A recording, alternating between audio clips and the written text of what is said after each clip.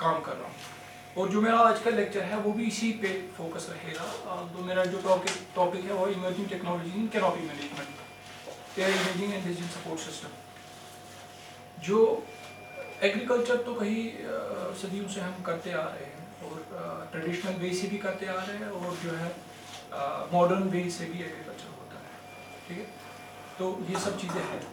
अगर मैं आपको एक थोड़ा सा इस प्रेजेंटेशन को कॉन्टेक्स्ट में लाने के लिए, इसका जो है इम्पोर्टेंस आपको समझाने के लिए एक छोटी सी एक एग्जांपल दूँ, वो ये है कि जो हमारे हाई डेंसिटी एप्पल ऑर्चर्ड्स है वो तो काफ़ी रिवोल्यूशन उन्होंने लाया है। जो हमारे ओवरऑल एप्पल ऑर्चर्ड है उसी पे इकोनॉमी हमारी डिपेंडेंट है। हॉर्टिकल्चर सेक्टर जो है हमारा it's around 10,000 crore plus industry, और उसका जो मेजर कंट्रीब्यूशन है वो एप्पल का ही है। और सही में अगर हम इसकी कल्टीवेशन प्रॉपरली करें तो हमारी इकोनॉमिक हालात काफ़ी सुधर सकते हैं, उसमें कोई शक और शुबा नहीं है। लेकिन उसके साथ साथ एक चीज़ अगर हम देखें, जो हमारा यील्ड मिलता है अल्टीमेटली हमारा क्या चाहिए, हमारा ऐसा यील्ड चाहिए जो कि बहुत अच्छा यील्ड हो और क्वालिटी के हिसाब से भी और क्वांटिटी के हिसाब से भी हमारा बेटर यील्ड ये होना चाहिए, हमारा प्रोड्यूस होना चाहिए जो इंटरनेशनल मार्केट्स में एक्सेप्टेबल हो, है ना। तो तभी हमारी इकोनॉमी बढ़ सकती है। अब लोकल कंजप्शन तो है, चलो ठीक है, डोमेस्टिक भी है, लेकिन we want that our produce should be more of international oriented, export oriented, तभी हमारी जो है इकोनॉमी बढ़ सकती है। तभी हम कंपेयर कर सकते हैं कि जो अभी हमारा जो सबसे बड़ा इशू ये रहता है कि भाई अगर यूएसए से एप्पल आ गए, चाइना से एप्पल आ गए, तो हमारा मार्केट जो है पूरा डाउन हो जाएगा। उसकी मेजर वजह यह है कि उनका जो रिसोर्स यूज एफिशिएंसी या उनका जो आउटपुट और इनपुट वर्सेस आउटपुट जो है वो काफ़ी रिसोर्स यूज एफिशिएंसी उन जो डेवलप्ड कंट्रीज़ है उनकी बहुत अच्छी है। एग्जांपल के लिए मैं आपको बता दूं, जो हमारा यील्ड है ना पर हेक्टेयर, जो हमारा कश्मीर में जो है एप्पल की, वो कितना है अराउंड, अगर हम कुछ भी बोले वो 15 टन पर हेक्टेयर, कौन उससे ज़्यादा क्लेम करेगा, 15 टन से ज़्यादा मुझे निकलता है। और अगर हम बात करें डेवलप्ड कंट्रीज़ की, इटली की बात करें या कोई और कंट्रीज जो कि एप्पल को प्रोड्यूस कर रही है, वो क्लेम कर रही है वो 70 टन पर हेक्टेयर भी उनका जो यील्ड आ रहा है, 70 टन पर hectare. According to some estimates, अगर हमारा यील्ड 25 टन पर हेक्टेयर तक भी चला जाए, एवरेज जितना भी हमारा क्रॉप अंडर जो भी एप्पल कल्टीवेशन में है, तो हमारी इकोनॉमिक कंडीशन जो है वो डबल हो सकती है, 10,000 से वो 20,000 तक पहुंच सकती है in short period of time.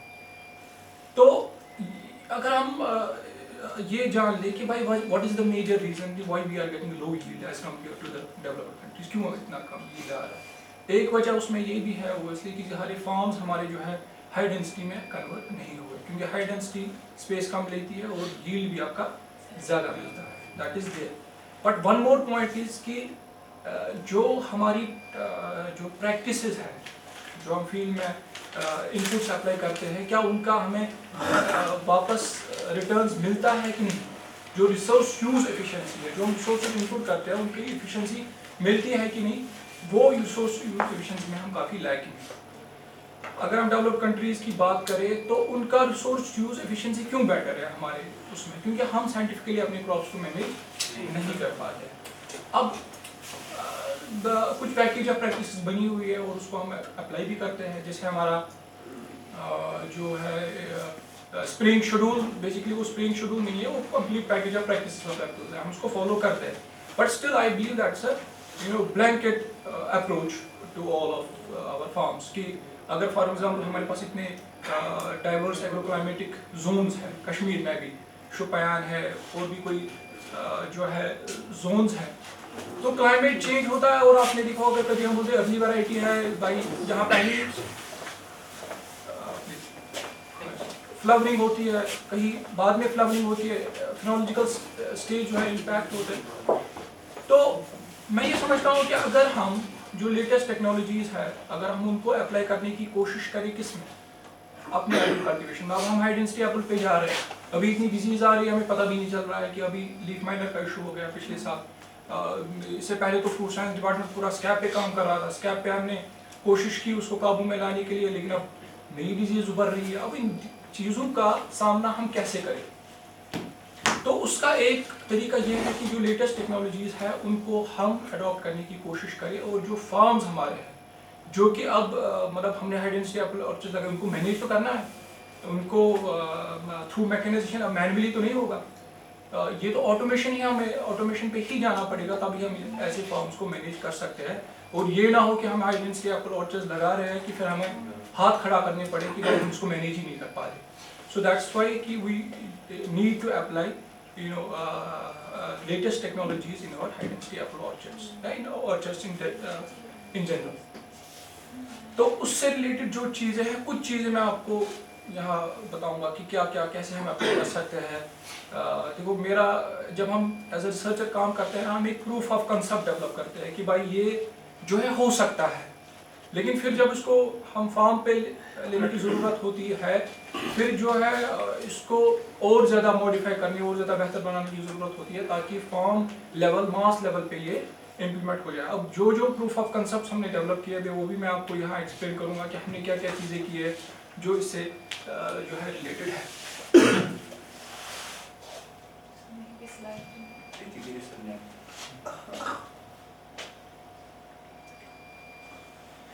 देखो, इस स्लाइड पे मैं जब भी मैं आपकी कोई भी प्रेजेंटेशन स्टार्ट करता हूँ तो मैं इसी स्लाइड से शुरू करता हूँ। हमारी अभी तक की जो थी 4 इंडस्ट्रियल रिवोल्यूशंस थी, इंडस्ट्री रिवोल्यूशंस की मैं बात कर रहा हूँ, इंडस्ट्री की। अब आप देखिए ना कि हमारे पास कितनी इंडस्ट्रियल प्रोडक्ट्स है, कितनी ज़बरदस्त एसीज है, इंडस्ट्री हम कहाँ पहुँचे हैं।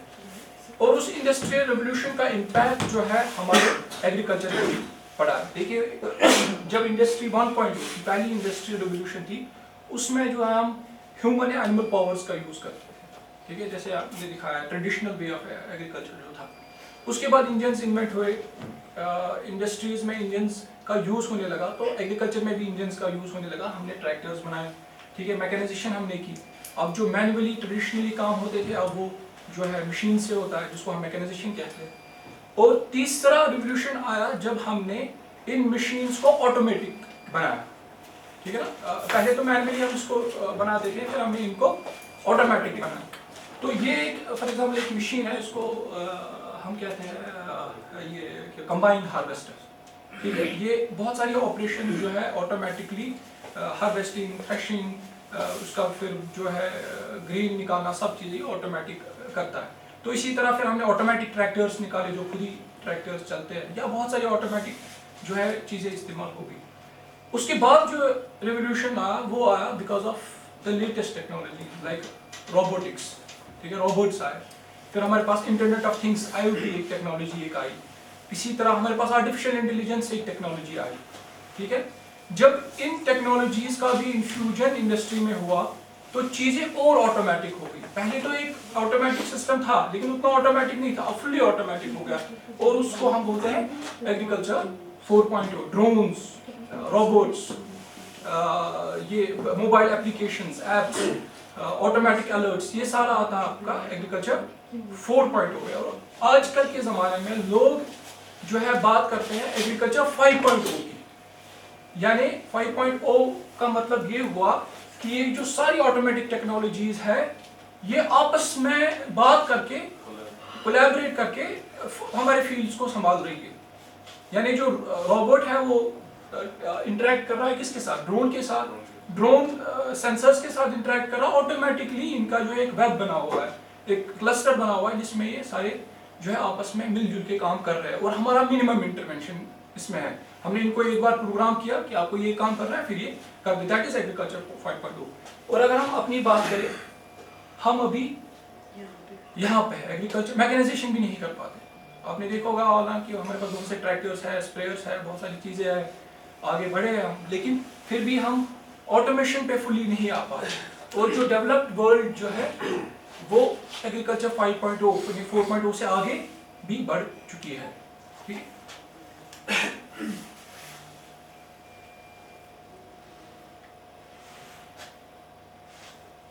अब ये सब चीजें करके इस बेसिकली इसको क्या कहते हैं, मतलब जो मैंने अभी आपको बोला कि भाई लेटेस्ट टेक्नोलॉजीज वगैरह जो हम अपने फील्ड्स वगैरह में लाते हैं, इसको क्या कहते हैं? इसको कहते हैं प्रिसीशन एग्रीकल्चर, प्रिसाइज। अगर मैं टर्म इसको थ्रॉटल डाउन करूं, प्रिसाइज। एक होता है कि रैंडम एप्लीकेशन, हैफाजर्ड एप्लीकेशन, दूसरा होता है प्रिसाइज एप्लीकेशन। जितना मुझे चाहिए उतना ही मैं करूंगा, प्रिसाइज, ठीक है। अगर मैंने एक्स्ट्रा अप्लाई किया तो वो तो वेस्ट हो जाएगा, अगर मैंने कम अप्लाई किया तो प्लांट के लिए ठीक नहीं है। तो प्रिसाइज एप्लीकेशन ऑफ इनपुट्स, हम क्या करते हैं, हम तो इनपुट्स ही अप्लाई करते हैं। हमारा, मैं आपको भी एक चीज़ बताऊँ, जो हमारे हाई डेंसिटी एप्पल ऑर्चर्ड्स है उसमें सबसे ज़्यादा इनपुट्स किस में लगते हैं, अराउंड 25%, मोर देन दैट वो स्प्रेयर्स में लगते हैं, जो हम केमिकल्स उसमें छिड़कते हैं। यानी 25% जो हमारा कॉस्ट इन्वॉल्व है वो किस पे है, वो स्प्रेइंग पे ही हमारा कॉस्ट इन्वॉल्व है, वही सबसे ज़्यादा। फिर आपका लेबर कंपोनेंट वगैरह वो सब चीज़ें आती है, लेकिन 25% जो है मेजर वो स्प्रेइंग पे ही।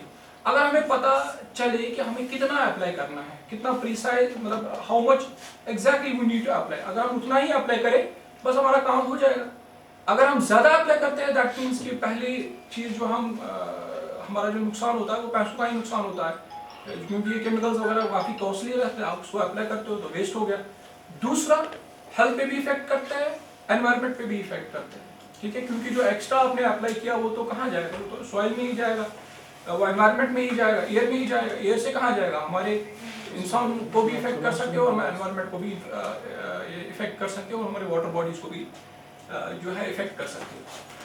तो ये हो गया आपका प्रिसीशन एग्रीकल्चर, कि जितना आपको चाहिए उतना ही आप अप्लाई करो। उसको ये भी बोलते हैं साइट स्पेसिफिक मैनेजमेंट। हो सकता है आपका 10 कनाल का ज़मीन हो, आप जो है स्प्रे कर रहे हो यूनिफॉर्मली, लेकिन किसी जगह आपको ज़्यादा ज़रूरत हो, किसी जगह कम ज़रूरत हो, ये भी तो है ना, ये ओबियसली। लेकिन हमें इस चीज़ का इल्म नहीं है कि हमें कहाँ ज़्यादा ज़रूरत है, कहाँ कम ज़रूरत। अगर हमें इस चीज़ का नॉलेज हो कि कहाँ अप्लाई ज़्यादा करना है, कहाँ कम करना है, हम बहुत सारा चीज़ें जो है अपने इनपुट जो है सेव कर सकते हैं।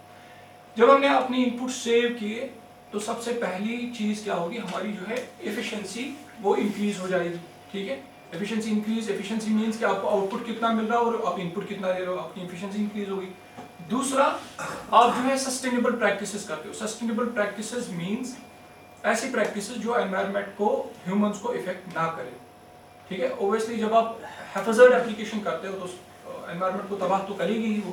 कैंसर कितने बढ़ रहे हैं, जो कितना इफेक्ट है इन सब केमिकल्स का ह्यूमन हेल्थ पे या नेचुरल फ्लोरा फाना पे, हमारे सॉइल्स पे, हमारी एसिडिटी कितनी बढ़ रही है सॉइल्स।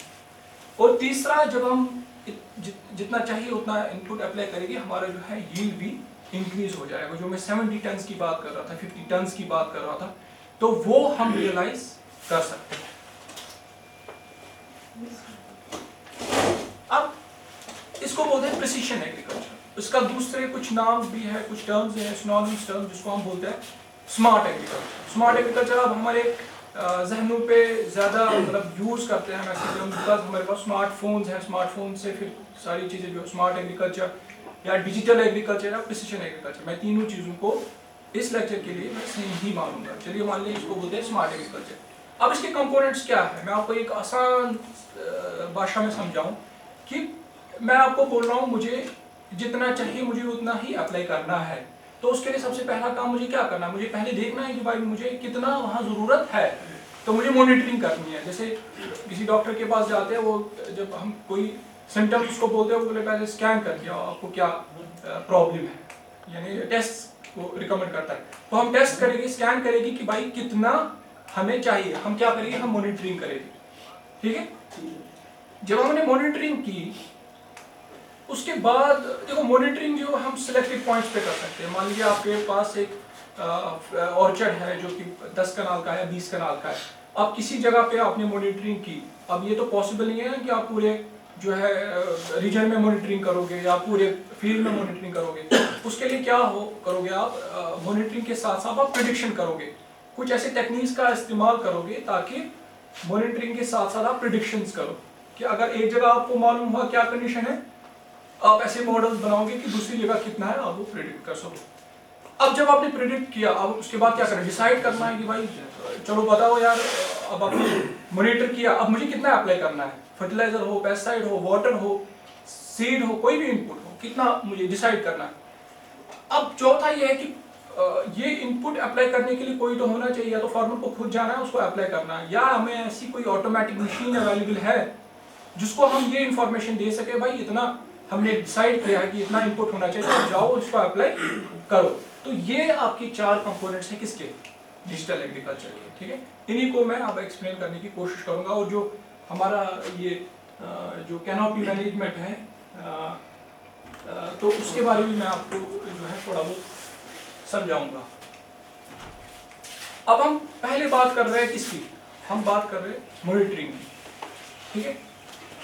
हमें एक टेम्परेचर देखना होता है, हम एक टेम्परेचर एक थर्मोमीटर लेते हैं, मुंह में रखते हैं और हमारा टेम्परेचर एक उसमें हमें अपना जो है ब्लड प्रेशर मॉनिटर करना होता है, उसके लिए हम उस स्पेगमोमीटर यूज़ करते हैं, ठीक है। तो हमारे पास जो चीज़ हम जिससे हम मॉनिटर करते हैं उसको सेंसर कहते हैं, ठीक है। सेंसर तो आप लोगों ने नाम सुना होगा। अब इसमें डाइवर्स ग्रुप है ऑडियंस इसमें, तो आपने सेंसर का नाम सुना होगा जो सेंस करे कोई चीज़। टेम्परेचर कितना है, जैसे एनवायरनमेंट में अभी टेम्परेचर कितना है, ह्यूमिडिटी कितनी है, सनशाइन कितनी है, इसी तरह हमारा सॉइल का जो है सॉइल मॉइस्चर कितना है, वो सेंसर्स है। एक तरीका यह है कि हम सेंसर जो है वहाँ रखे, मॉनिटर करें और किसी जगह नोट करें, ये भी है ना एक तरीका। फिर देखिए भाई हमें क्या करना है। एक ये तरीका हो सकता है हम ऑटोमेटिक सेंसर कोई निकाले जिसमें ये इन्फॉर्मेशन आ रही हो और फिर हमारे पास ये ऑटोमेटिकली ये इन्फॉर्मेशन आती हो। सेंसर फील्ड में लगा हुआ है और ऑटोमेटिकली हम जो है इन्फॉर्मेशन उसे ले सकते हैं। जैसे हमारे वेदर सेंसर्स रहते हैं, वहाँ से इन्फॉर्मेशन आती रहती है, भाई अभी क्या टेम्परेचर, अगर अभी भी मैं कोशिश करूँ कि बाहर कितना टेम्परेचर, मेरे सेंसर्स बाहर है वो मुझे बता सकते हैं कितना वो है। तो ये हो गया सॉर्ट ऑफ ऑटोमेटिक सेंसर्स। तो जो सेंसर्स का जो आपका रीडिंग आता है वो ट्रांसमिट होता है, उसका डेटा जो है वो ट्रांसमिट होता है, उसको बोलते हैं डेटा ट्रांसमिशन। और इसी से फिर हम एनालिटिक्स करते हैं। इन डेटा को देख के हम अंदाजा लगाते हैं कि आइंदा क्या होने वाला है, उसको बोलते हैं डेटा एनालिटिक्स। ठीक है, ये एक सिंपल सा मैं आपको एक अब जो हमें यहाँ मॉनिटर करना वो तो ऑर्चर्ड की कंडीशंस को मॉनिटर करना, ठीक है। मैंने यहाँ एक सिस्टम हमने बनाया, उसको हमने नाम रखा crop and environmental parameter monitoring system. एक तो क्रॉप का पैरामीटर्स मॉनिटर करे और एनवायरमेंट के कुछ पैरामीटर्स मॉनिटर करे। सबसे पहले आप देख सकते हैं टेम्परेचर और ह्यूमिडिटी सेंसर काफ़ी इंपॉर्टेंट है कि कितना टेम्परेचर अभी है, जिससे हम चिनिंगा वो देख सकते हैं, डिजीज इन्फेस्टेशन के चांसेस क्या है क्या नहीं है, वो सब हम देख सकते हैं। उसके लिए टेम्परेचर ह्यूमिडिटी सेंसर, फिर आपका सॉइल टेम्परेचर सेंसर, फिर आपका जो है लीफ वेटनेस सेंसर, ठीक है। लीफ वेटनेस यानी लीफ की नमी कितनी है, क्योंकि इस नमी से आपको पता है कि ये डिसाइड होगा कि इसमें डिजीज होने के चांसेस है कि नहीं। बिकॉज हमारे लीफ वेटनेस से ही एक सूटेबल कंडीशंस जो है वो प्रोवाइड करता है डिजीज को ग्रो होने के लिए। जैसे स्कैब है, जो आपका जो उसका जो फंगस रहता है वो ह्यूमिड कंडीशंस में ग्रो करता है, तो लीफ वेटनेस भी इसके लिए इंपॉर्टेंट। फिर हम एक कैमरा मॉड्यूल भी हमने इसमें लगा दिया, हम कैमरा से भी इसको मॉनिटर करते रहते हैं, कोई चेंज तो नहीं है, कोई डिजीज का स्पॉट्स तो नहीं है, तो वो भी हम इसमें मॉनिटर कर सकते हैं। अब ये जो सारा सिस्टम जो है आपका फील्ड में होगा। फील्ड में तो अब इलेक्ट्रिसिटी अवेलेबल नहीं है, इसलिए हमने इसको एक लगा दिया है, एक सोलर पैनल एक लगा दिया, और सोलर पैनल से इसको जो है ये जो इसका कंट्रोलर है इसमें इंफॉर्मेशन मिलती रहती है, और यही कंट्रोलर फिर जो है अपना डेटा ट्रांसमिट क्लाउड में कर सकता है और फिर जहाँ अपने मोबाइल ऐप से इसको जो है देख सकते हैं। ये एक सिंपल डेटा मॉनिटरिंग का एक सिस्टम है, ठीक। अब लेकिन जो सेंसर्स अगर हम बड़े फील्ड्स की बात करें वहाँ हमें बहुत सारे सेंसर चाहिए, बड़ा फील्ड है। तो मान लीजिए हमारे जो ऑर्चर्ड है वहाँ करीबन 10 हेक्टेयर का हमारे पास यहाँ फील्ड है, जो तीनों इनको मिला के, तो 10 हेक्टेयर से हमें जो है सेंसर लगाने थे, तो बहुत सारे सेंसर्स होते हैं, करीबन 100-150 सेंसर्स होते हैं, वहाँ से हमें डेटा लेना।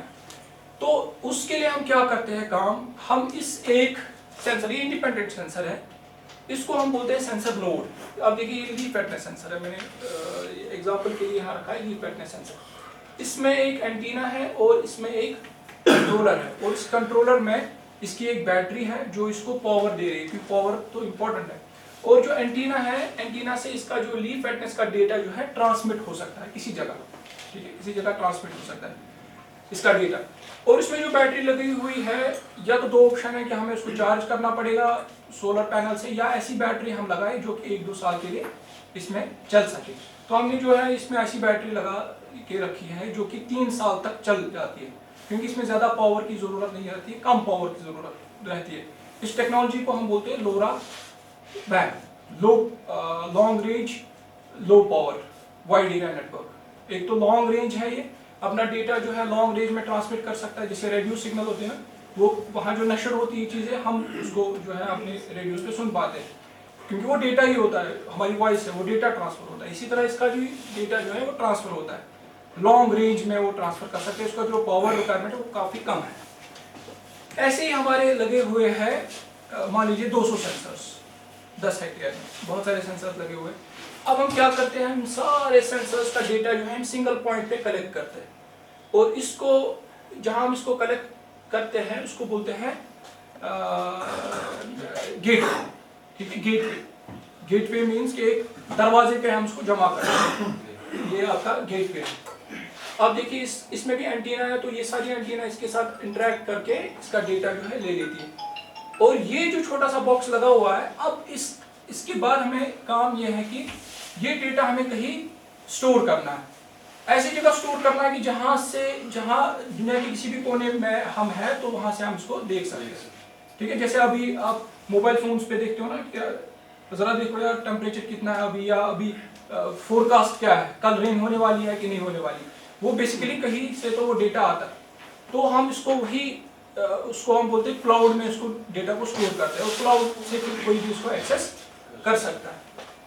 तो जब हमने इसको क्लाउड पे डाला उसके बाद हम उस डेटा को एक्सेस कर सकते हैं। इसको मैं अगर एक और तरीके से आपको समझाऊं, ये देखिए हमारे पास सेंसर है, तो उसको डेटा मिल सकता है, वो देख सकता है कि भाई क्या कंडीशन है।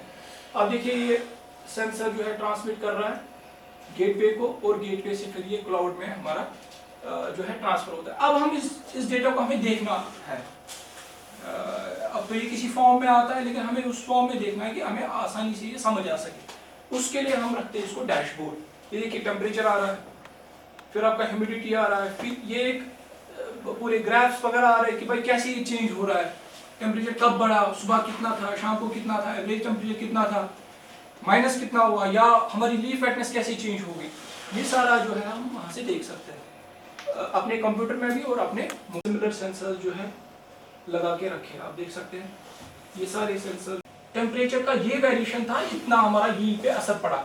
और जो पहले ही हमें जो मान लीजिए कुछ डिसीजंस लेने पड़ेंगे, वो 400 ले सकते हैं, पहले ही ले सकते हैं।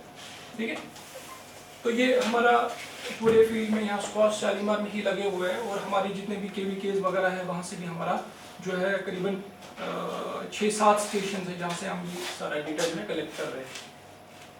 ये फिर मैंने आपको बोला कि विजुअलाइज कर पाते हैं, हम देख पाते हैं अपने मोबाइल ऐप में ऐसा एक अच्छा सा इंटरफेस प्लेटफॉर्म। ये देखिए ये पूरे ग्राफ्स वगैरह हमारे आते हैं, हम देख पाते हैं इसको। ये हमारा ग्रीन हाउस है, ग्रीन हाउस में भी क्या कंडीशन है, टेम्परेचर प्रॉपर है कि नहीं है, वो भी हम जो है देख पाते हैं। ग्रीन हाउस में in addition to temperature, humidity वगैरह हम गैसेस भी मॉनिटर कर पाते हैं, क्योंकि आपको पता है कि जो ग्रोथ के लिए कौन सा कार्बन डाइऑक्साइड इंपॉर्टेंट रहता है। अगर वो कम हो गया, हमारे पास कार्बन डाइऑक्साइड जनरेटर्स भी रहते हैं, ठीक है, जो कि कार्बन डाइऑक्साइड को कंसंट्रेशन को इम्प्रूव कर सकते हैं। अगर हम कार्बन डाइऑक्साइड कंसंट्रेशन थ्रेशोल्ड से नीचे आ गई, हम उसको फिर जो है वो इसी तरह carbon dioxide, nitrogen, oxygen, air pressure और लाइट इंटेंसिटी वहाँ कितनी है हमारे ग्रीन हाउसेस में, वो भी हम देख सकते हैं। अब ये तो कुछ सेंसर्स मैंने आपको बोले, टेम्परेचर वगैरह, वो सब जो है सेंसर्स में बोल रहा था। इन एडिशन टू दैट हमारे पास कुछ कैमरास भी है जिनसे हम अपने जो फील्ड की कंडीशंस को मॉनिटर कर सकते हैं। जैसे हमारे पास आंखें, हम देखते हैं कि भाई ये डिजीज आ गई, इसी तरह अगर हम कैमरा अपने फील्ड्स में लगाए तो वो भी डिटेक्ट कर सकते हैं कि हमारे कंडीशंस की क्या हालात है।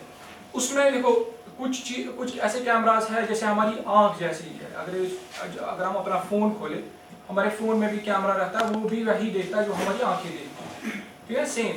लेकिन कुछ ऐसी चीज़ें भी होती है, कुछ ऐसी वेवलेंथ होती है जो कि हमारी आंखें नहीं देख पाती। लेकिन अगर हमारे पास ऐसे कैमरास है, अगर वो वेवलेंथ देखे तो हम और ज़्यादा जानकारी अपनी फील्ड के बारे में देख सकते हैं। मैं आपको एक एग्जांपल दूँ, मेरे पास एक लीफ है, जब मैं उसको देखता हूँ तो मुझे लीफ तो बहुत ही अच्छा लगता है कि हेल्दी है, फ्रेश है, स्ट्रेस नहीं है, डिजीज़ नहीं है। लेकिन इसमें डिजीज़ इनिशिएट हुई है। अगर मेरे पास एक ऐसा कैमरा हो जो मेरी आँख की वेवलेंथ के बाहर भी देखता हो, तो हो सकता है कुछ ना कुछ इसमें दिखे, आपको समझ आ रहा है? तो उस ऐसे कैमरास को फॉर एग्जांपल हम कहेंगे मल्टी स्पेक्ट्रल कैमरास, ठीक है। और अभी हम जो है कैनोपी मैनेजमेंट की बात करते हैं। कैनोपी मैनेजमेंट में हमें पूरे कैनोपी को मैप करना पड़ता है कि जो हमारी कैनोपी है वो कितनी बड़ी है, इसका वॉल्यूम कितना है, कितने ब्रांच है, कितने शूट्स है, मदर शूट्स कितने हैं, जो भी आपके प्रूनिंग के लिए होती है ना, इसका अभी कितना शूट डायमीटर वगैरह, अगर अब वो हमें मेजर करना पड़ेगा, उसके लिए हमारा एक और सेंसर, उसको बोलते हैं lidar sensor, light imaging detection and ranging sensor. तो ये सब चीजें, ये कैमरास भी हमें हेल्प करती है हमारी उसको जो एडवांस टेक्नोलॉजीज है उसको करने में। उसके बाद आती है बारी किसकी? अब मॉनिटरिंग तो हमने की, चाहे कैमरा से की, सेंसर से की, या जैसे भी किया। अब हमें ये देखना है कि हमें ऐसे मॉडल्स डेवलप करने हैं, मशीन को सिखाना है कि अब आप जो है हमें सजेशंस दो कि हमें क्या करना है।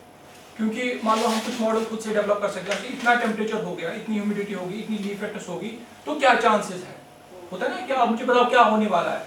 तो एक मॉडल हम बनाते हैं, वो मॉडल हम आर्टिफिशियल इंटेलिजेंस से भी बना सकते हैं या किसी दूसरे टेक्निक से भी बना सकते हैं। हमने एक मॉडल बनाया, उसको ये डेटा दिया, वो अब बोलेगा कि क्या होने वाला है। जैसे फॉर एग्जांपल हम उसको बोलेंगे यार टेम्परेचर 30 डिग्री पहुंचा, यहाँ से बारिश भी हो गई, उस वजह से नमी भी हो गई, और नमी जो है लीफ वेटनेस जो है वो लीफ वेटनेस ड्यूरेशन जो है उसका इतना ड्यूरेशन था, तो वो बोलेगा भाई स्कैब के होने के चांसेस 50% है, आप रेडी रहो, स्कैब तो होगा ही होगा। तो वो होगा ही होगा, नहीं होगा क्या होगा वो हम कैसे देख सकते हैं? वो हम मॉडल से देख सकते हैं। हमारे पास हम एक मशीन को ट्रेन करेंगे जो ये डेटा लेके हमें बताए कि भाई क्या होने वाला है। उसको बोलते हैं आर्टिफिशियल इंटेलिजेंस भी यूज कर सकते हैं या कोई और टेक्निक भी यूज कर सकते हैं। और मान लीजिए ये कुछ डिजीजेज है लीफ के, ठीक है। अब जो ट्रेन फार्मर होगा उसको तो पता रहती है कि भाई ये कौन सी डिजीज है, क्या क्या है। या मानो अगर कोई फार्मर ट्रेन नहीं, उसको नहीं पता है कि ये कौन सी डिजीज है, अगर उसके पास ऐसी ही कोई कैमरा या फोन का भी कैमरा हो, वो उसे फोटो ले जैसे होता है, तो वो देखेगा अच्छा ये तो भाई शॉर्ट होल है, उसने क्लिक किया अच्छा ये शॉर्ट होल है डिजीज है, ये स्कैब है, अच्छा स्कैब पे उसने क्लिक किया, अच्छा स्कैब है, अब किस स्टेज में है ये, भाई ये फलानी स्टेज में है, अच्छा मुझे क्या करना पड़ेगा। वो बोलेगा भाई आप जो है स्प्रे करो, कौन सा स्प्रे मुझे करना है, आप मैंकोजेब करो या ये स्प्रे करो, इतना कंसंट्रेशन करो। तो उसका जो है सारा जो है इंफॉर्मेशन इस मॉडल से मिल सकता है, ठीक है। तो ये भी ऐसे भी हमने कुछ काम किए हैं, जैसे एप्पल पे कुछ डिजीज हम इसका डेटा कलेक्ट कर रहे हैं, इसी तरह जो हमारे स्टोन फ्रूट्स हैं उसमें भी हमने इससे रिलेटेड कुछ काम किया है, ठीक है। अब बारी आती है, ये तो डेटा कलेक्शन मैंने आपको बोला सेंसर से जो हम कर सकते हैं। उसके बाद जो है कोई ऐसी मशीन है जो हमें बताए कि हमें क्या करना है, अब ये कौन सी डिजीज है, उसके बाद क्या करना है। अब तीसरा ये है कि कोई या तो फार्मर ये उसको स्प्रे करना खुद उठे और स्प्रे करे, उसको जो है वो बोलेगा कि भाई आपकी फील्ड में जो है इरिगेशन कम हो रही है, पानी कम हो रहा है, आप जाओ और उसको इरिगेट करो, या तो उसको खुद इरिगेट करना है या कोई ऑटोमेटिक सिस्टम ही हो कि वो उसको, जैसे ड्रिप इरिगेशन हमारा है, लेकिन ड्रिप इरिगेशन सिस्टम को भी ऑटोमेट कर सकते हैं कि हमारी फील्ड की क्या कंडीशन है, ऑटोमेटिकली उसमें जो है पानी जो है उस लेवल पे आ जाएगा। जैसे आपने देखा होगा जब आप कैंपस का थोड़ा बहुत टूर करोगे, आपने देखा होगा ऊपर हमारी एक फैसिलिटी बन रही है, एक कंट्रोल स्टेशन एक बन रहा है ऊपर, जब हम ऊपर चढ़ते हैं डायरेक्ट रिसर्च की तरफ, तो वहाँ हमारा एक बहुत बड़ा कंट्रोल स्टेशन बन रहा है, जहाँ से हम पूरे जितने भी हमारा 10 हेक्टेयर्स का फील्ड है, चाहे वो पोमोलॉजी का हो, फ्रूट साइंस का हो, फ्लोरिकल्चर का हो या वेजिटेबल साइंस का हो, उनके सारे फील्ड्स को हम जो है ये कर सकते हैं, उनकी इरिगेशन फर्टिगेशन कर सकते हैं, इरिगेशन प्लस फर्टिलाइजर एप्लीकेशन। वहाँ वाटर का सोर्स भी आपने देखा होगा, जो एक पॉन्ड बना हुआ है ना, रिजर्वायर एक बना हुआ, वहाँ से पानी होते हुए, या हमने कुछ उसमें ट्यूबवेल्स बोरवेल्स भी लगाए हुए हैं, वहाँ से पानी आएगा और सारे जितने भी ऑर्चर्ड्स हैं उसमें ऑटोमेटिकली जो है हमारी फर्टिगेशन हो जाएगी। और हर एक जो हमारे फील्ड्स हैं, हर एक प्लॉट्स का जो कंडीशन अभी क्या है वो हमें पता चल सकता है, वो हम मॉनिटर कर सकते हैं वहाँ से, और उसमें कितनी भी फर्टिलाइजर रिक्वायरमेंट है, इरिगेशन रिक्वायरमेंट है, वो हम सारा उसमें कर सकते हैं। दैट इज जो हमारा फोर्थ स्टेप है, दैट इज ऑटोमेशन। हम ऑटोमेशन की तरह आ गए, हम उसको फुली ऑटोमेट कर रहे हैं। उससे क्या होगा? उससे ये होगा कि हम राइट अमाउंट ऑफ इनपुट्स उसमें अप्लाई करेंगे, at right place at right time. ठीक है, आप जब आप इसकी फिजियोलॉजी देखते हो ना, फिनोलॉजिकल स्टेज देखते हो, ग्रोथ स्टेज देखते हो एक प्लांट की, डेज आफ्टर सोइंग की, हर एक स्टेज पे उसकी जो इनपुट रिक्वायरमेंट है वो चेंज होती जाती है। ठीक है, जो आपका पिंक बड है उसमें क्या इरिगेशन रिक्वायरमेंट है, फिर आपका फ्लावरिंग पे, लीफ इनिशिएशन पे, या फ्लावरिंग पे, फ्रूटिंग पे क्या क्या आपका जो इनपुट्स है वो चेंज होते जाते हैं। अब ये ना हम करेंगे कि यूनिफॉर्मली हम वाटर अप्लाई करेंगे, किसी जगह वाटर एप्लीकेशन ज़्यादा हो जाती है, किसी स्टेज पे कम हो जाती है। इसी तरह सेम विद द न्यूट्रिएंट्स भी है। तो हम पूरा वो देखेंगे कि इसका कितना रिक्वायरमेंट है, किस स्टेज पे, किस जगह पे, वो हम उतना उसको अप्लाई कर सकते हैं। और सबसे पहली चीज़ जो हम अपना इनपुट सेव करेंगे, इतना फर्टिलाइजर, इतना स्प्रे वगैरह जो हम इस्तेमाल करते हैं वो हम सेव करेंगे। और दूसरा, क्रॉप को उतना ही मिल रहा है जितना उसको चाहिए, तो यील्ड तो ऑब्वियसली बढ़ना ही है। तो उसके बाद हम आते हैं, जो हम रोबोटिक्स की बात कर रहे थे और ऑटोमेशन की बात कर रहा था, इसमें हमने एक इनिशिएशन की है। हमने, मेरा एक स्टूडेंट था, उसने एक छोटा सा प्रोजेक्ट किया था। जो हमारे ऑर्चर्ड्स है उसमें हम स्प्रे करते हैं। स्प्रे तो बहुत ज़्यादा, जो मैंने बोला 25% इन्वेस्टमेंट जो हमारी स्प्रे में होती है। जब हम स्प्रे करते हैं तो हम यूनिफॉर्मली स्प्रे अप्लाई करते हैं कि हम उसको मोटर को ऑन कर देते हैं, उसके बाद जो है बंदे 2 पाइप लेके उसमें जाके स्प्रे वो कर देते हैं। लेकिन उसमें कोई कंट्रोल नहीं रहता। वो आप एक उसमें अंदाज़ा ये रखते हैं कि ड्रिपिंग पॉइंट पे जब भी पहुँचता है, मतलब ड्रिपिंग होना शुरू हो गया प्लांट से, तो हम बोलते बस इतना काफ़ी है। लेकिन हम ये नहीं देखते कि भाई प्लांट बड़ा है, छोटा है, क्या है, डिजीज है, क्या नहीं, हम स्प्रे करते हैं उसको, हैफोजर्ड एप्लीकेशन ऑफ फ्रूट्स। तो उसने एक छोटा सा एक सोल्यूशन निकाला। उसने बोला कि एटलीस्ट मैं क्या करूंगा, मैं प्लांट को डिटेक्ट करूंगा। फॉर एग्जांपल, ये आपका प्लांट है, यहाँ स्प्रे की जरूरत है, ये inter canopy, inter plant spacing है, यहाँ तो स्प्रे करने की जरूरत नहीं है। अगर वो करेगा वो सारा वेस्ट हो जाएगा, ड्रिफ्ट आउट हो जाएगा। तो उसने क्या किया, जो ही प्लांट उसको दिखता था वो स्प्रे करता था, और जो प्लांट नहीं होता था स्प्रेयर वो बंद हो जाता था। तो उसने क्या किया, उसने कुछ सेंसर्स वगैरह इसमें लगाए। आप देखिए आगे इसमें कुछ सेंसर्स लगे हुए हैं, और फिर पीछे नोजल्स लगी हुई है, और जब सेंसर्स प्लांट को डिटेक्ट करता है उसके बाद वो स्प्रे कर देता है।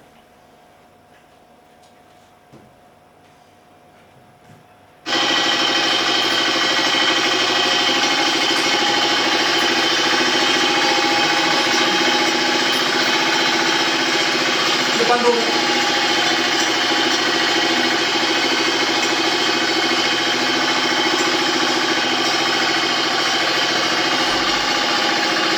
प्लांट दिखा, प्लांट का स्प्रे करना शुरू कर दिया। तो इस सिंपल एक सेंसर आगे लगा हुआ था, यहाँ पे इसका सेंसर था, इससे वो डिटेक्ट हो रहा। सिंपल कॉम्प्लेक्स चीज नहीं।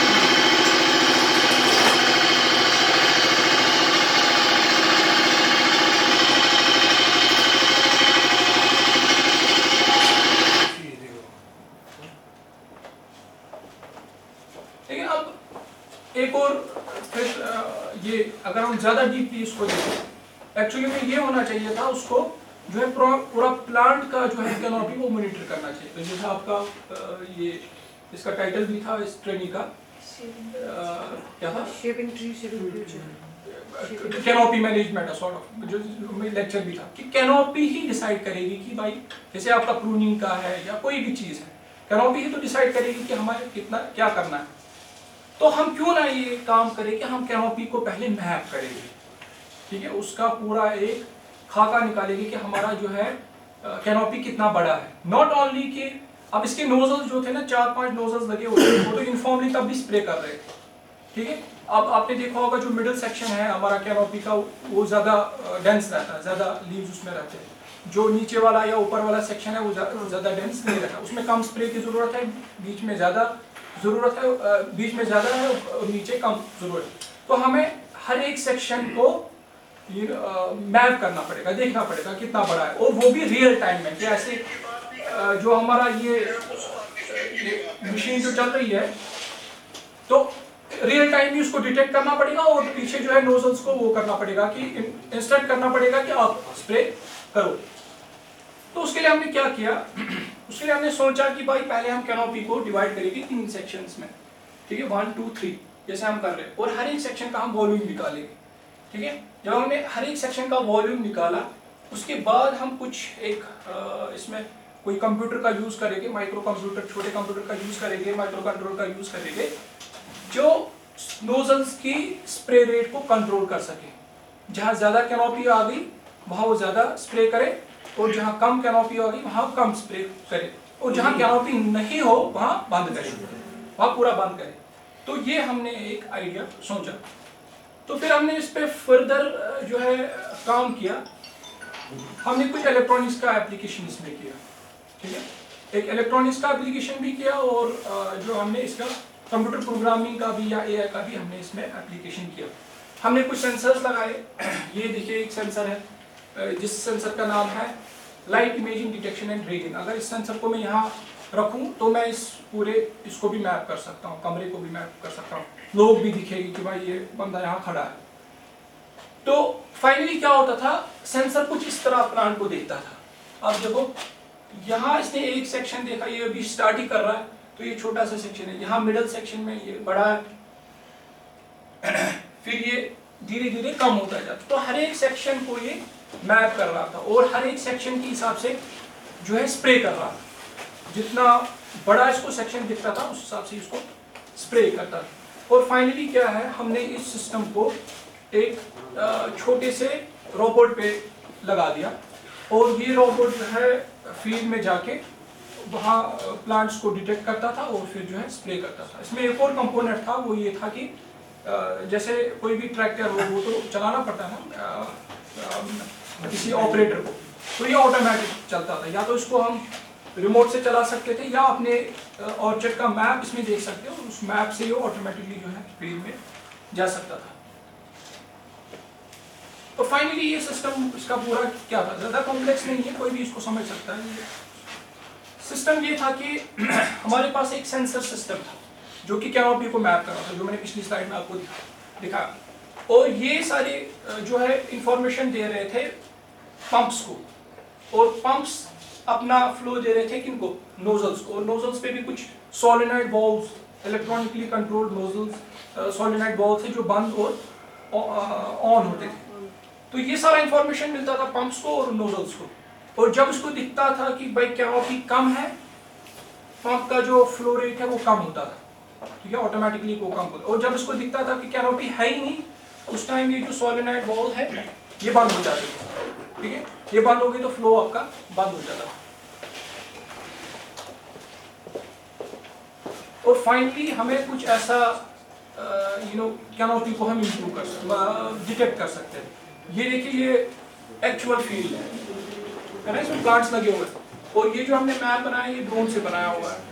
अब इसमें छोटे छोटे प्लांट्स दिख रहे हैं, और जो ये आपका मैप है ये हमने इसी सेंसर से बनाया हुआ है। इसमें पहले ये डॉट्स टाइप के दिखते हैं, फिर इन डॉट्स को हम जो है और रिफाइन करते हैं, पूरा पेड़ का वॉल्यूम उसमें बनाते हैं, और कुछ सेंसर को फाइनली कुछ ऐसा दिखता है। फिर इसी हिसाब से वो अपना जो है फ्लो रेट जो है चेंज करता है। आप देखिए हमने फिर इस सिस्टम को टेस्ट भी किया, और ये अगर मैं एक नोजल की बात करूं, देखो यहाँ जो है 0 फ्लो रेट है। अब जो ही इसको कैनोपी दिखती थी तो ये अपना फ्लो रेट क्या बढ़ा देता था, और फिर से कम किया। यहाँ का छोटी कैनोपी है, यहाँ इसने कम फ्लो रेट किया, तो इसी हिसाब से पूरा फील्ड में जो है इसका फ्लो रेट चेंज होता था। और जो तो फाइनली ये हमारा जो सिस्टम है, जो हमने मतलब ऑर्चिड्स में स्प्रे करने के लिए, मतलब काफ़ी कॉम्पैक्ट सिस्टम है। इसका जो कैपेसिटी है टैंक का वो करीबन 250 लीटर्स की कैपेसिटी है, ठीक है। अब आप ये वीडियो देखिए, इसमें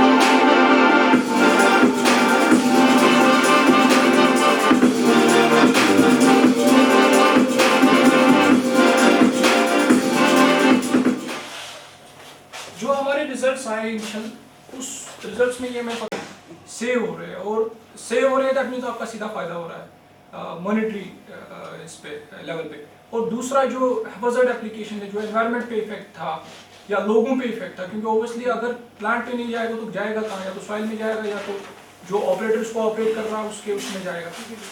तो that was the thing that we achieved from this। काफ़ी स्मॉल एक इक्विपमेंट था, उतना कॉम्प्लेक्स नहीं था, लो कॉस्ट भी था। तो हमने इसको जो है अभी किस स्टेज पे है, हमने इसको पेटेंट भी कराया, और इसके बाद हम इसको किसी इंडस्ट्री के हवाले करेंगे या किसी स्टार्टअप के हवाले करेंगे, फिर वो इसको और रिफाइन करके फार्मर ओरिएंटेड बना के फार्मर्स को फिर जो है बेच भी सकता है। ये तो एक पहलू था इसका ऑटोमेशन का। अब एक और जो with short period of time में इसको then I will wind up my lecture, वो ये है कि मैंने अभी कैमरास की बात की, और मैंने बात की कि कुछ ऐसी वेवलेंथ्स हैं जो हमारी आंखें नहीं देख सकती। फॉर एग्जांपल हम स्कैब की बात करें, जब आपका जो बैक्टीरिया वो लीफ के अंडर साइड पे मतलब चिपक गया, जो भी बैक्टीरिया जो स्कैब ये करता है, इनिशियली वो आपने कोई सिम्टम्स नहीं दिखाता 10 दिन तक, लेकिन इन्फेक्शन हो गया है, लेकिन अभी वो कोई सिम्टम्स नहीं दिखाता है। हमारे आंखों को तो नहीं दिखता, क्योंकि अभी स्कैब का वो पूरा सिम्टम विजुअलाइज नहीं हो पाया। हो सकता है हम उसको माइक्रोस्कोप पे या किसी और टेक्निक से देख सके, या अगर हम कोई ऐसा कैमरा दे इस पे अप्लाई करें जो कि ऐसी वेवलेंथ्स को देखे जो इसको इनिशियल स्टेज पे ही देख सके। मैं स्कैब की बात नहीं कर रहा हूँ, किसी और डिजीज की भी बात कर सकते हैं।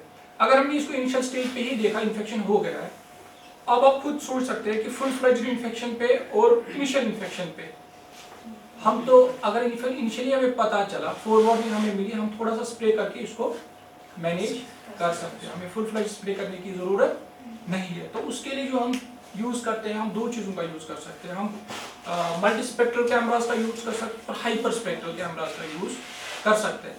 अब ये जो है ये कैमरा, ये दो तरीकों से हम यूज़ कर सकते हैं। या तो इसको हम ड्रोन पे लगा सकते हैं, या हम इसको जो है फील्ड में भी, जैसे ये कैमरा शूटिंग कर रहा है वैसे ही हम उस कैमरा को रखेंगे प्लांट की तरह, तो वहाँ भी हमें पता चलेगा कि क्या मसला, या हाथ में लेके उसको वो स्कैन कर सकते हैं।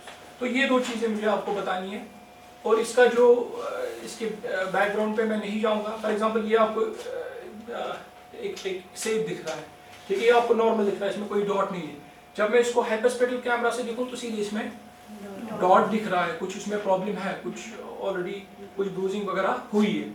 अगर हमें इसी ब्रूज्ड एप्पल को अब कोल्ड स्टोरेज में डाल दूँ तो over the period of time तो ये बढ़ जाएगा। जब मैं इसको निकालूंगा ये पूरा खराब। अगर मैं इनिशियल स्टेज पे ही उसको निकाल दूँ और लोकल मार्केट में इसको जो है बेच दूँ, काम खत्म। खाम मैं कोल्ड स्टोरेज की स्पेस तो वेस्ट नहीं करूँगा, और जो मेरा फ्रूट निकलेगा एट द एंड वो अच्छा निकलेगा।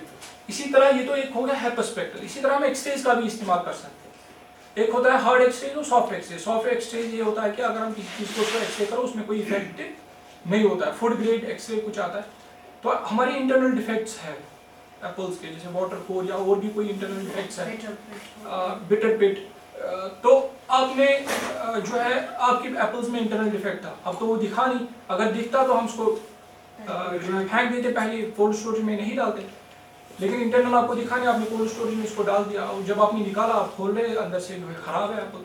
तो ये बहुत बड़ी परेशानी हो जाती है ग्रोवर्स के लिए भी। और जब हम इसको इस एप्पल्स को इंटरनेशनल मार्केट्स में भी लेके जाते हैं तो फिर और ज़्यादा जो है मुसीबतों का सामना करना पड़ता है। तो उसके लिए ये है कि हम कुछ नॉन डिस्ट्रक्टिव टेक्निक्स जो है इंटरनल डिफेक्ट्स और एक्सटर्नल डिफेक्ट्स को भी जो हमें दिखे ना वो हम जो है विजुअलाइज करें, चाहे हम एक्सरेज का इस्तेमाल करें, चाहे हम हाइपरस्पेक्ट्रल कैमरास का इस्तेमाल करें। अब ये तो मुमकिन नहीं है ना ट्रेडिशनल एग्रीकल्चर के हिसाब से। This is only possible when we go for and you know these when use these technologies in our agriculture। तो इसके लिए भी हम जो है काम कर रहे हैं हाइपरस्पेक्ट्रल पे भी और एक्सरेज पे भी, ताकि हम इंटरनल डिफेक्ट्स जब आप कोल्ड स्टोरेज में माल लेके जाते हैं उसी टाइम उसको स्कैन करेंगे और देखेंगे अगर इंटरनल डिफेक्ट्स है उसको पहले जिन में इंटरनल उनको पहले ही निकाल देंगे। फिर आप इनको लोकल मार्केट में जो है सेल करो, कोई दिक्कत नहीं, इनिशियली इनको सेल कर सकते हैं। Over the period of time ये प्रॉफिट में ज़्यादा बढ़ जाते हैं।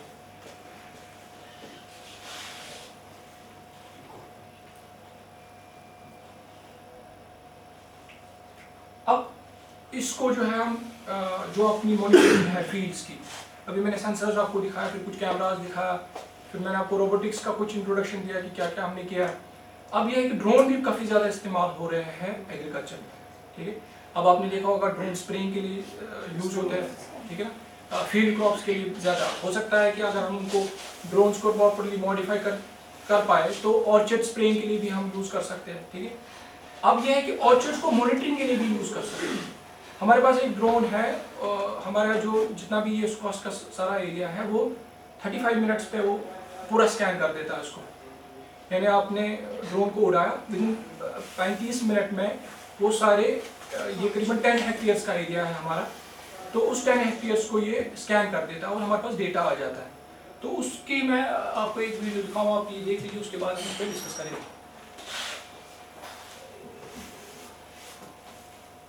ये हमारा एक छोटा सा ड्रोन है, ठीक है। उसमें आप देखिए इसमें बैटरी रहती है, फिर हमारा जो है इसमें कुछ सेंसर्स वगैरह रहते हैं, ठीक है। फिर कैमरा नीचे लगा रहता है जो कि क्रॉप को डिटेक्ट करता है। फिर प्रोपेलर्स जिससे उड़ता है ना, जो थ्रस्ट क्रिएट करते हैं। और फिर हमारा ग्राउंड कंट्रोल स्टेशन एक लैपटॉप रहता है जहाँ से हम इसको कंट्रोल कर पाते हैं। ये उड़ता है आसमान में, लेकिन हम उसको ग्राउंड से कंट्रोल कर पाते हैं। ये एक एंटीना भी रहती है।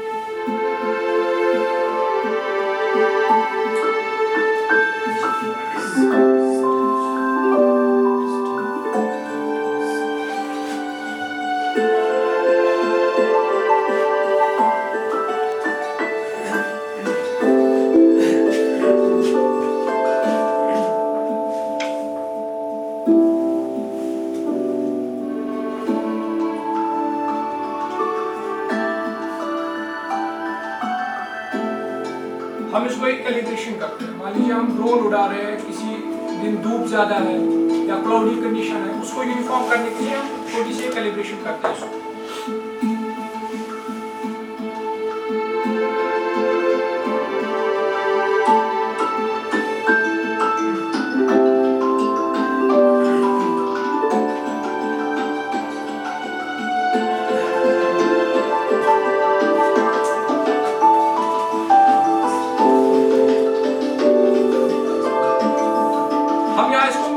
प्लान करते हैं कि भाई ये आपका मैप है, यहाँ से आपको उड़ना है, इस फेंस के बाहर नहीं जाना है और सारा एरिया आपको जो है कवर होना चाहिए।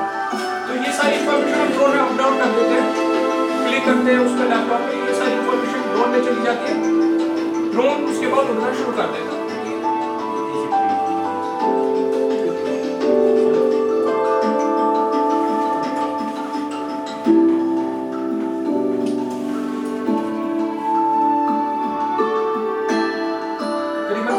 के हाइट पे जो हमारा ड्रोन है ये उड़ता है।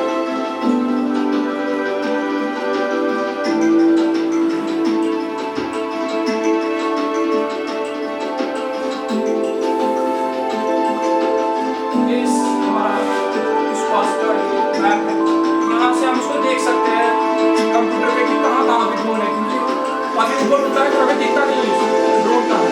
हम इसको वहीं से मॉनिटर करते हैं।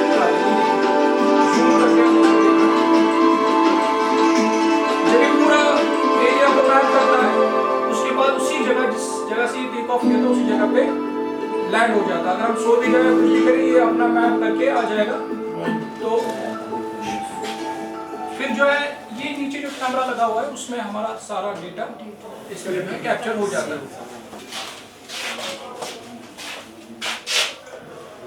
आप इधर से आ जाओ।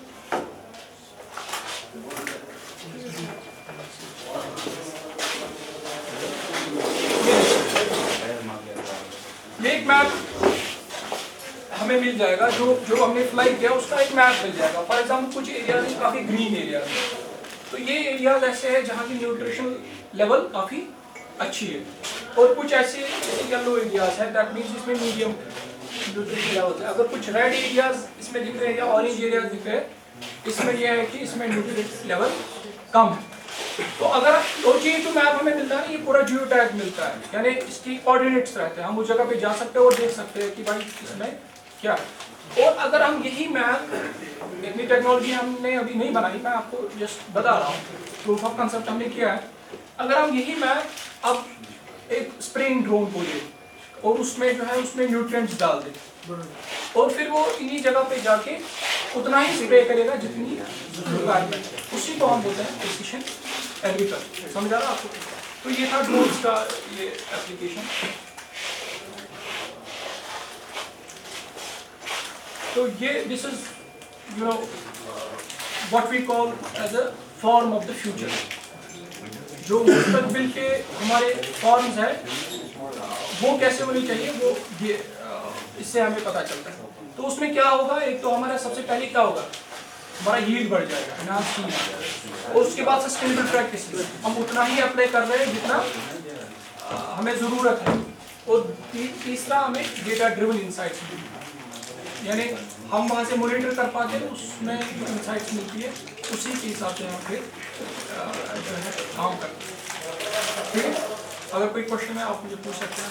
सर ये जो रोबोटिक मशीन है हाँ यहाँ पर दिया आपके, बिल्कुल। इसके कितने फंक्शन है? ये खाली स्प्रे करता है कि और भी कुछ? क्योंकि आपके पास है इधर ये हमने ये हमारी बनी हुई नहीं है, ये यहाँ की नहीं है, नहीं हमने नहीं बनाई है, रोबोटिक। ये चाइना की है बेसिकली। तो अगर आपको मालूम हो इसके बारे में, है। हमारे पास है, हम सिर्फ स्प्रे कर देते हैं। इसमें हम जैसे फोलियर एप्लीकेशन हमारी कुछ है वो भी हम कर सकते हैं, जो न्यूट्रिएंट्स वगैरह आप अप्लाई करते हैं। ये इन्होंने का इसका यूजेज किया खाली स्प्रे, खाली स्प्रे अभी तक पूरा पता नहीं है, इसीलिए हम बोल रहे हैं। स्प्रे तो मैं सोचा अगर आपको इसके बारे में मालूम है तो हमें बताइएगा। स्प्रे तो ठीक ही है, स्प्रे आपके कितने स्प्रे करने पड़ते हैं आपको? मुझे लगता है 15 स्प्रे करने पड़ते हैं। तो ये तो एक बहुत बड़ा through out the growing season आप इसको यूज कर सकते हो। और उसके बाद मुझे लगता है कि जैसे हम कुछ फर्टिलाइजर्स अप्लाई करते हैं ना फोलियर लेवल पे, सॉल्युबल फर्टिलाइजर्स जिनको हम बोलते हैं, वो भी कर सकते हैं। वो भी हम इसमें अप्लाई कर सकते हैं। लेकिन ये है कि देखिए इसकी नोजल जो है वो बनी हुई है, ये वाईफाई भी चलता है मगर हमें अभी ये आया नहीं क्योंकि यहाँ ये आपके पर पास है अभी? ये क्या है? है? आपने खरीदा है इसको? ये सुकास्ट नहीं हमें दिया है।